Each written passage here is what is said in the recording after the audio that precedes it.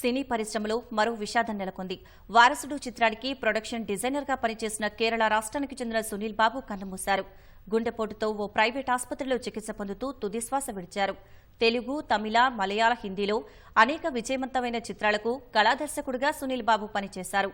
విజయ్ హీరోగా వంశీ పైడిపల్లి దర్శకత్వంలో తెరకెక్కనున్న వారసుడు సినిమా రిలీజ్ కు ముందు సునీల్ బాబు మరణించడం పట్ల తెలుగు, తమిళ చిత్ర పరిశ్రమలు తీవ్ర దిగ్భ్రాంతి వ్యక్తం చేస్తున్నాయి. పలువురు సినీ ప్రముఖులు సంతాపం తెలిపారు.